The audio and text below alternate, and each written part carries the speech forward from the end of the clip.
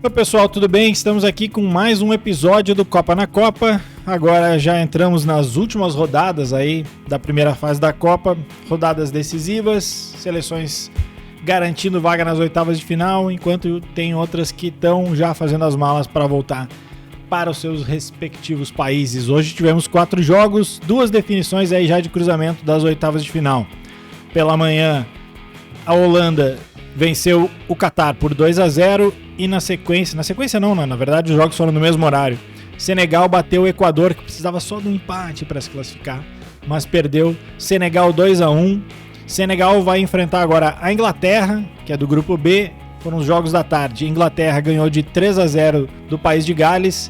E o Irã, que também precisava só de um empate, perdeu para os Estados Unidos por 1-0. E agora os norte-americanos vão encarar a Holanda.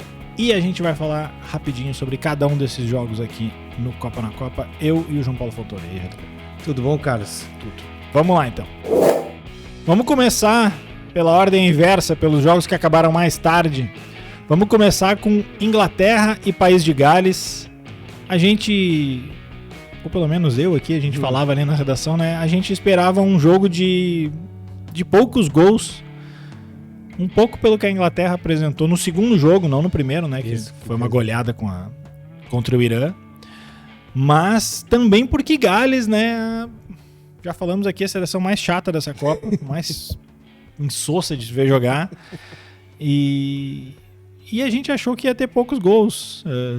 Aí vieram 3, mas ninguém estava prestando muita atenção, porque a gente estava vendo. Pelo menos nós aqui. A gente estava vendo o outro jogo que valia mais. Mas enfim, a Inglaterra vai confiante, vai com força.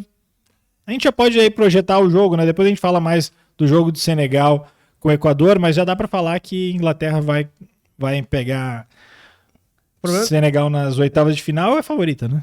Favorita né, Carlos? Mas a Inglaterra, não sei se para ti é assim também, mas é aquela seleção que antes da Copa, talvez pela tradição do país, a gente fale que vai entre as favoritas, aí ela sempre dá uma impressão que vai encorpar e parece que é questão de tempo para vir uma frustração que depois a gente não admite que é tão frustrante assim, porque aí começa a criticar. Football is coming home. É isso daí. Talvez essa é uma geração que se fala desde a outra Copa, né? Mas eu acho que os ingleses, eles estavam um tanto quanto otimistas na outra Copa, acho que menos pela seleção e pelo que o cruzamento se apresentou, que era uma barbada para chegar até a final, e aí eles foram eliminados pela Croácia na semifinal. E eu acho que o ápice do otimismo deles foi a Euro do ano passado. Sim. Que aí sim, era a história do Football is Coming Home e tal.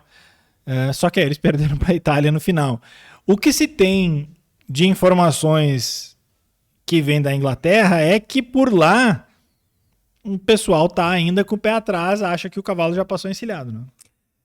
E eu entendo quem pensa assim, justamente por isso que a gente estava dizendo, se cria às vezes uma expectativa em relação à Inglaterra, ela acaba não confirmando, então eu acho natural que se pense isso. A única coisa positiva, mas uma das coisas positivas que eu vejo até agora nessa campanha, além dos resultados, é que o grande nome da Inglaterra, que foi o goleador da última Copa, que é o Kane, ainda, digamos assim, não botou as garras de fora. Ainda não estreou. Participou, assim, dando assistências para gol e tal, sendo importante, mas, assim, ele que pode ser o diferencial num mata-mata, ele ainda não se apresentou. Então, se já tá indo bem, ainda sem ele brilhar, daqui a pouco, acho que a gente vai projetar, não sei se agora, daqui a pouco, o confronto. Eu acho que é favorita, mas quando é confronto contra africano, eu sempre fico com o pé atrás. Também acho que a Inglaterra tem favoritismo. Mas eu acho que o pior para a Inglaterra não são as oitavas de final. Não. É o cruzamento do que vem logo em seguida dobrando a curva, né? Porque se a Inglaterra passar nas quartas de final, a menos que dê uma tragédia nos jogos de amanhã e a França não se classifique em primeiro lugar. Classificada já tá, né? Mas deve se classificar em primeiro lugar e deve passar nas oitavas de final. Aí que a coisa começa a ficar complicada para a Inglaterra, porque aí pega a França e hoje não tá no mesmo nível, né? Não tá. Pode ganhar. Sei lá. Eu não lembro se eu disse isso aqui na minha última participação. Acho que talvez só o Brasil esteja no nível da França e mesmo assim, sem o Neymar nas melhores condições e agora sem, de fato, o Neymar, pelo menos no jogo. Mas eles também estão com bastante... Não, estão baleados, mas o melhor deles ainda esse tá voando.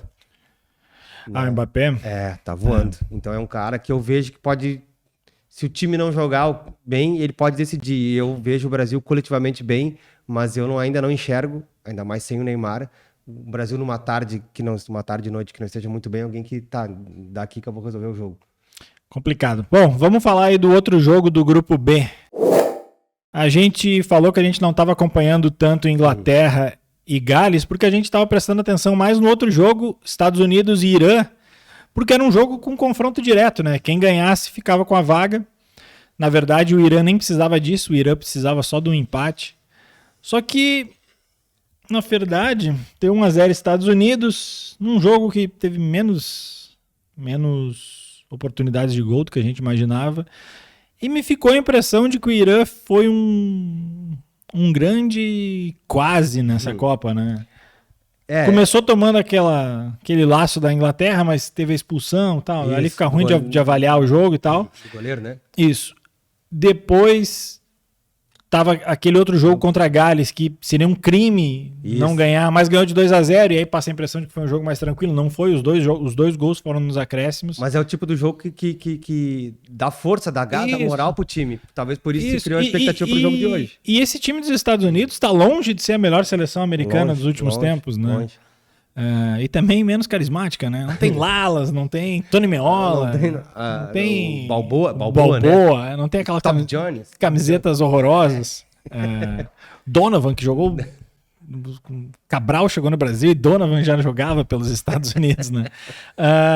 Mas enfim, acho que valeu mais camisa também, né? Os Estados Unidos, acho que mais acostumados a jogar a Copa, um time mais pragmático nesse sentido. Né? E sejamos sinceros aqui para quem está nos acompanhando, a gente estava envolvido, porque é um jogo que vai além aliás, o Correio do Povo tratou assim, né? É um jogo que vai além, tem a questão política envolvida, né? Questão cultural envolvida, e tem, como todo mundo que também está nos assistindo, tem o bolão, e nós estávamos envolvidos diretamente nisso, né? Perdi. Muita gente Quero dizer que perdi. A gente torcendo para o resultado do campo por algum motivo, mas ao mesmo tempo satisfeito porque o bolão indicava um outro caminho. Então era um jogo cheio de ingredientes. Até estava torcendo pro Irã e apostando no Irã. Tu fosse de Irã? Só derrota. Acho que só eu e a Veridiana fomos de Irã nos classificados. Então, o cavalinho tá um pouquinho para trás. Ficamos um pouquinho para trás, mas já busquei também. Tu acertou Senegal e Holanda, né? Eu também acertei Senegal e Holanda, uma galera botou Senegal e Equador. Enquanto, pelo que eu sei, pela auditoria aqui ao lado, tô acertando todos. Mas não tô levando fé em mim no bolão. Vamos já aproveitar esse gancho aí e falar dos outros jogos. O outro jogo que a gente se referia aqui, que fez diferença no bolão, foi Senegal e Equador, que era o jogo que definia aí o segundo classificado pelo Grupo A, já que a Holanda já estava mais do que encaminhada. Equador jogou bem contra o Catar, fez frente para a Holanda, né? Isso. E aí precisava só do empatezinho para ir para as oitavas de final. Não é pela primeira vez, já tinha chegado até as quartas de final em 2006 lá na Alemanha. Mas... não deu, né? Deu Senegal 2-1. É um jogo, não sei pra ti, eu tava com dificuldade pra quem torcer, porque eu ficaria satisfeito com quem passasse do ponto de vista de seguir torcendo pra aquele país, né? Eu gosto de torcer pros africanos na Copa do Mundo e pros sul-americanos também, mas o Equador sempre um pouco de ranço, assim, me parece, é bem como tu disseste em relação a uma outra seleção, que eu não lembro qual que tu referiste, não que seja insossa, mas assim, tá tão na iminência de classificar, mas até entrega mais. Mas dessa vez até acho que foi. Eu acho que jogaram bem. Eu acho que o jogo de hoje eles não jogaram tão bem. Acho que os outros dois eles contra o Catar é complicado avaliar também, né? Exatamente. Mas contra a Holanda, cara, eles foram melhores que a Holanda. Mas o fato de jogar pelo empate, tu tem que ser eliminado de outra maneira. Mas eu acho que foi exatamente isso. O Equador não jogou para empatar com a Holanda, não jogou para empatar com o Catar e jogou para empatar com o Senegal. Jogou para não perder. Talvez. E aí aqueles clichês do futebol, quem joga para não perder tá mais perto de perder. A gente vê isso na Libertadores com os times equatorianos muitas vezes. Eles parece que não compreendem o que precisam para ir adiante, né? E aí dão com os burros na água. E aí não vão adiante. Aí não vão adiante. O que nos leva ao último jogo a ser analisado dessa terça-feira. Tô perdido já aqui nos dias. Vamos lá. Holanda e Catar. Cara, eu tô com uma preguiça dessa seleção da Holanda nessa Copa, cara. Qual do uniforme, será? Não sei, cara. A Holanda parecia... Tu sempre espera mais da Holanda num grupo fácil que nem esse. Eu tenho a impressão de que se a Holanda tivesse caído num grupo Se a Holanda tivesse caído no grupo do Brasil, digamos que fosse a Suíça ou, em vez da Holanda, ou a Sérvia, eu não sei se a Holanda classificava. Pela bolinha que tá jogando. Não sei se hoje jogou para administrar, mas 2-0 no Catar. Não sei se já quer projetar o confronto das oitavas com os Estados Unidos. Ainda acho que a Holanda é favorita. Não, também acho, mas não vai ser barbada. Não é favas contadas. Não é favas contadas. E aí tem um outro componente que também pode ser o perigo depois da curva. Porque eu acho que amanhã, por mais que tenha uma galera que seque, eu e o JP somos exceções nesse sentido. A Argentina ganha, passa em primeiro. E aí, na primeira fase, no primeiro cruzamento, ela não deve pegar um adversário muito complicado. Ela pega... Aí tu tá abusando da minha memória. O grupo D, que é o da França. Da França. Ela deve pegar a Dinamarca ou a Austrália. Dinamarca talvez dê uma complicada, mas eu não vejo a Argentina hoje perder nem pra Dinamarca. Perdeu pra Arábia, eu sei. Mas eu acho que a Argentina é favoritaça contra a Dinamarca ou contra a Austrália. E aí depois pegaria a Holanda.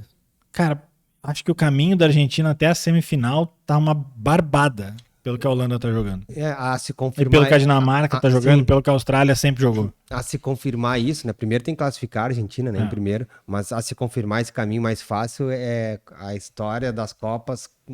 Mostra que, às vezes, uma seleção que não começa tão bem, ela ganha musculatura tem uma durante a estatística competição. De que geralmente quem perde uma não ganha, né? Tem algumas exceções. A Espanha. Só a Espanha. De perder na estreia, acho que é só a Espanha. Mas mesmo assim, ao longo, no decorrer... eu lembro, o Brasil em 98 perdeu para a Noruega. Sim, depois não foi campeão, né? Mas não na estreia, perdeu para a Noruega na terceira. Perdeu para a Noruega na terceira rodada. Quando podia perder, aquela história. Aquele pênalti histórico do Júnior Baiano. Que não foi... A gente tá falando aqui referência de velho. Os jovens não vão saber nada do que a gente tá falando aqui. Mas enfim, era isso. Vamos passar rapidamente aí, projetar bem rapidinho os jogos dessa quarta-feira. O dia começa com os jogos do grupo D. Não faz muito sentido, né? O grupo D joga antes do grupo C. Os dois jogos são França e Tunísia, Austrália e Dinamarca. A França está numa situação tranquilaça, já está classificada, só tem que ver se classifica em primeiro ou não. Vai classificar em primeiro porque não vai perder para a Tunísia de goleada e a Austrália ganhar bem da Dinamarca. Aí fica a decisão para o outro jogo, que é um confronto direto. A Austrália tem uma vitória, portanto tem 3 pontos. A Dinamarca só tem 1 ponto. Mas, se ganhar amanhã, basta para a Dinamarca se classificar. Acho que a tendência é o favoritismo ser da Dinamarca, né? Se a gente for rebobinar a fita um pouquinho, né, cara? Também ninguém vai entender esse rebobinar é quando os maias pegavam a fita no videocassete. Uma canetinha dessa, né? Enfim, a Dinamarca já tinha um conceito de favorito, favorito não, mas de queridinha, uma seleção candidata à surpresa da Copa, e também, pelo menos para mim até agora, não tá mostrando a que veio. O que faz com que eu seja a Austrália? Motivo? Torcida... Só esse. Uniforme, linha, acho bonito. Motivo, eu quero. Exato. Vamos aí pro grupo que realmente interessa. Às 4 horas, 2 jogos interessantes, na verdade. Polônia e Argentina. Polônia, de novo, olha a maldição que tá acontecendo aí. As seleções que precisam só do empatezinho para classificar. As duas hoje já marcharam. Amanhã, a Polônia, se empatar, tá classificada. O que não quer dizer que se empatar, a Argentina tá fora. Isso. A Argentina, se vencer, tá classificada, e aí classifica como primeiro. Claro, tem toda uma combinação de saldos com a Arábia, mas a Argentina vencendo, muito provavelmente é o primeiro colocado. Mas também pode se classificar empatando, mas aí precisa de uma combinação de resultados, porque ela iria a 4 pontos. O outro jogo entre Arábia e México tem que empatar também, porque daí eles ficam... A Argentina se mantém à frente da Arábia, e até se a Argentina empatar e o México vencer, o México daí iria a 4 pontos, só que o saldo do México hoje é -2 e o da Argentina 1, então a Argentina teria que empatar e o México só não pode ganhar de goleada. Enfim, uma combinação mais complicada. Certo para a Argentina é assim, se ganhar está classificado. O outro jogo também é mais ou menos isso. Arábia e México... Quem ganhar tá classificada. Quem ganhar não. Se a Arábia ganhar, tá classificada. Porque ela necessariamente ou fica na frente da Polônia ou fica na frente do México. Já o México precisa de uma combinação. O México precisa ganhar e aí... O ideal pro México era ganhar e torcer pela Polônia, né? Sim. Brincadeiras à parte ou não, mas enfim, se o técnico de um desses times que precisam empatar fosse o Celso Roth, os torcedores estariam mais animados. Mais tranquilos. Mais tranquilos. Animados não é bem o caso, mais tranquilos. Cara, eu acho que a Argentina vai parir uma bigorna contra a Polônia. Eu acho que não vai ser fácil o jogo. Sinceramente, eu não tenho convicção de que a Argentina ganhe, mas pode ser um paradoxo, como fala o teu amigo aquele. Eu tenho convicção que a Argentina passa porque o México não... Não, o México não... Eu não acho que vai passar... E torço pra que a Arábia entre. Eu tô nessas. Acho que a Argentina passa fácil. A Arábia não... Desculpe, a Arábia pra mim não foi injusto o segundo resultado que foi contra a Dinamarca. Polônia. Pra mim foi injusto o resultado. É isso. Então tá, a gente vai ver aí se nossos palpites deram certo ou não. Voltamos amanhã. Um abraço. Tchau, tchau.